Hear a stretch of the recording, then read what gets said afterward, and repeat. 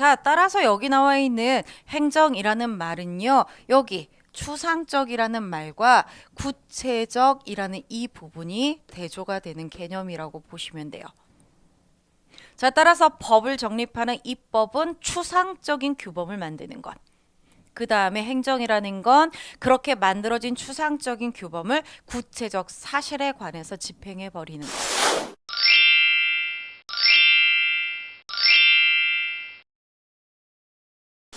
이렇게 구별을 하시면 되겠습니다. 그래서 앞으로 여러분들 추상적이라는 말이 나오면 법하고 연결을 하시면 돼요. 구체적 사실에 관한 이 말이 나오면 행정이라고 연결을 하시면 되겠습니다. 다음 두 번째로 사법작용과 행정을 좀 비교를 해보도록 하겠습니다. 자, 이 둘의 차이를 먼저 구분을 하자면요. 행정이라는 것은 아까 이야기한 것처럼 법을 집행하는 작용이에요. 책에 있습니다. 페이지 16쪽에 보시면 행정작용과 사법작용을 비교해 놓은 표가 있어요. 자, 행정은 법을 집행하는 작용이고요. 사법이라는 것은 분쟁이 발생했을 때 무엇이 법인가에 대해서 판단하고 선언하는 작용을 이야기한다라고 보시면 돼요. 실제로 행정은요, 어떠한 국가 목적을 실현하는 작용이다라고 보시면 돼요.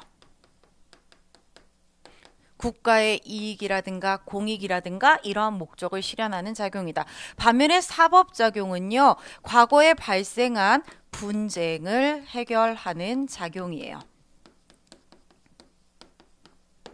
자, 국가 목적을 실현하기 위해서 행정이라는 것은 계속 이루어지는 작용입니다.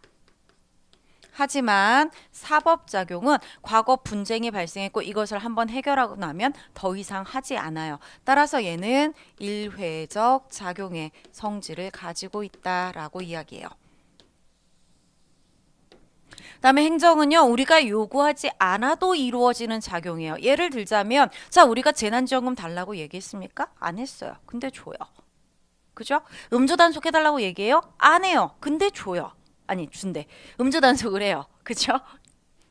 도로교통법을 위반하는지 그렇지 않은지에 대해서 우리가 단속해달라고 요청 안 해요. 근데 단속을 해줘요.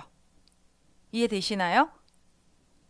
산에 등산하는 사람들이 많아졌어요. 그래서 산 생태계가 파괴돼요. 우리가 입산 금지해달라고 요청하지 않아요. 근데 입산 금지를 해놔요. 자, 지금 무슨 말인지 이해되시죠?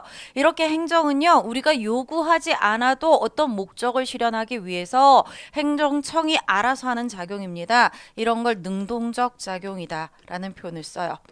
또 국가 목적을 실현하기 위한 적극적인 작용에 해당이 됩니다. 하지만 사법작용은 내가 요청해야 해줘요. 내가 권익을 침해당했어요. 어떤 분쟁이 발생했어요. 이것 좀 해결해 주세요. 이렇게 요청해야지만 해주는 작용이라고 보시면 돼요. 따라서 사법작용은 수동적이고 소극적인 작용에 해당이 되고 있다. 이렇게 기억을 하시면 됩니다. 다음에 행정작용은요, 주로 국가 목적에 부합이 되느냐 이걸 따져봅니다.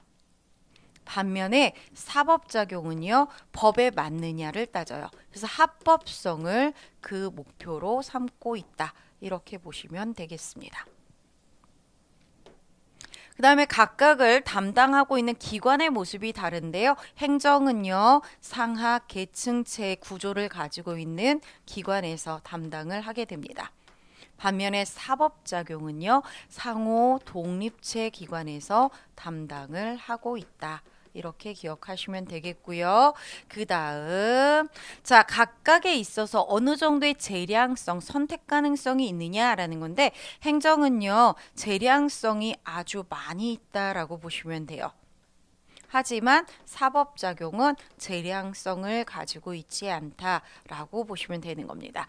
자, 이 재량성이라는 말이 뭐냐면요, 어떤 목적을 실현하기 위한 수단들이 여러 개가 있다라는 거예요. 그렇게 여러 개가 있는 수단 중에서 가장 적합한 걸 선택해야 되는 문제. 이게 바로 선택의 문제를 우리가 재량성이 부여됐다라고 표현을 하는 겁니다. 행정은 이런 재량성이 많이 있어요. 그런데 사법은요, 무엇이 법에 맞느냐를 따지는 것이기 때문에 재량성을 가지고 있지 않습니다. 그래서 이러한 차이가 있기 때문에 우리가 행정과 사법을 구분해야 된다라고 이야기를 하는 겁니다. 자, 그렇다면 실제로 행정이라는 것은 어떤 종류들이 있겠느냐라는 거죠. 일단 누가 하느냐에 따라서 우리가 나눌 수가 있는데요. 첫 번째가 어느 주체가 했느냐. 국가라는 주체가 행하게 되면 국가행정이라고 부르고요. 지방자치단체나 공공단체 등에 의해서 이루어지면 자치행정이라고 표현합니다. 또 국가나 지방자치단체, 공공단체의 위임을 받아서 수행을 하게 되면 이런 것들을 위임행정이라고 부르는 거예요. 또 목적에 따라서도 나눌 수가 있는데요. 사회 목적적 행정과 국가 목적적 행정으로 나눌 수가 있다라고 보시면 되고요. 사회 목적적 행정은 질서 행정, 복리 행정 등을 이야기합니다. 반면에 국가 목적적 행정은 외무 행정, 재무 행정, 군사, 사법 행정들을 이야기한다. 그 다음에 내용에 따라서도 나눌 수가 있는데요. 예를 들자면 사회 공공의 안녕과 질서를 유지하기 위해서 이루어지는 행정들을 질서 행정이라고 부르고요. 때로는 규제를 목적으로 하고 있기 때문에 이런 것들을 경찰 행정이라는 표현을 쓰기도 합니다. 두 번째로 국민의 복지를 적극적으로 증진시키기 위해서 행해지는 행정들을 급부 행정이라고 하고요. 사회복리국가가 등장하면서 이제 나타나기 시작한 행정이다라고 보시면 됩니다.